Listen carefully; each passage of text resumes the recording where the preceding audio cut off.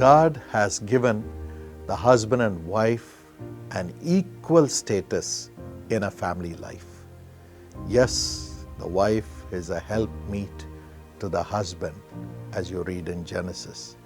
But then, without the husband, there is no wife. Without the wife, there is no husband. And of course, the scripture says the husband is the head of the family. But then, the way God operates in one's life is both of them have been created in the image of God, and both have the image of God in them. So the husband has to increase in the image of God, and the wife has to increase in the image of God. And together, when they come together, Jesus is revealed through their family lives. And Jesus takes the priority in their relationship. That's why a husband and wife pray together every morning. And as they pray, they are transformed into the image of God, according to 2 Corinthians 3:18. And the children see God in them. The children look at how their parents live, the words that they speak, how they solve the problems, how they support each other, and they feel secure as they grow up, looking at the unity between the father and the mother. Yes, in many homes, because the father and the mother don't get along, the children are wayward. The children feel that they have lost the security in life, and they are lost in their life too. So, pray together that God's grace will come upon you and you will be one. Secondly, pray individually to care for the other. 1 Corinthians 7 and verse 14. You need to pray that God will give you faith to carry your spouse who needs strength. That's why God gives you the revelation for your spouse. Every morning when I get up, God speaks to me concerning many things when I read the Bible and pray. Out of those many things, He speaks to me about my wife.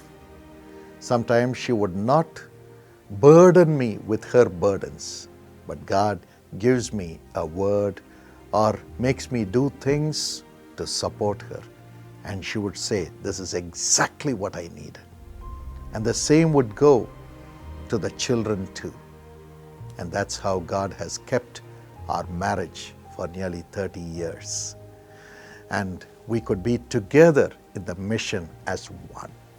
Yes, God will give you the faith through the scriptures. As you build your faith, it will be a blessing to the spouse and the children. And thirdly, when you get up in the morning, as you look at your wife, your husband, say, this is a good thing which God has given me. Proverbs 18:22. And then the favor of the Lord will come upon you. When you call your wife a good thing, doesn't matter what you think, doesn't matter what you see. Say, my wife is a good thing, and God's favor will come upon you. Wives, look at your husbands when you get up and say, he is the image of God. Doesn't matter how he is, God will make your husband the image of God. And for this, Christ was wounded on the cross. His side was pierced, and he carries the wound in his ribs even today to bring healing between the husband and the wife. And he will give you the strength through his wounds to confess his plan for each other. And truly the husband shall be the image of God, loving the wife, caring for the children with all humility as Jesus did. And the wife shall be one who would honor the husband as the image of God. And the wife would be a good thing and would produce goodness to the family. Yes, my friend, when we look at the cross every morning, not look at each other's weaknesses, not look at the hurt that one goes through because of the other, but look at the wounds of Jesus and thank Him for each other. There'll be healing flowing from His wounds, and there'll be unity and joy and transformation in the life of the husband and wife, and you shall be one flesh. And next, provide for the family. When my father and mother met, my father said, there are 3 things I must tell you.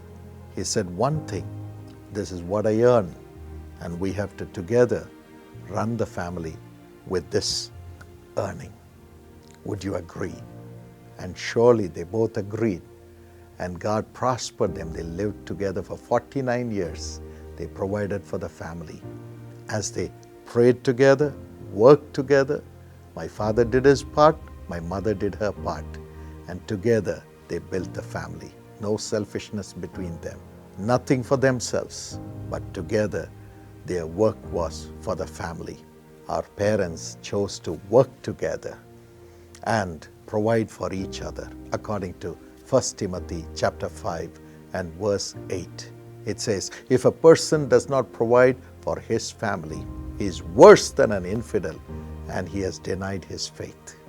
Yes, together, husband and wife provide for the family, doing their part.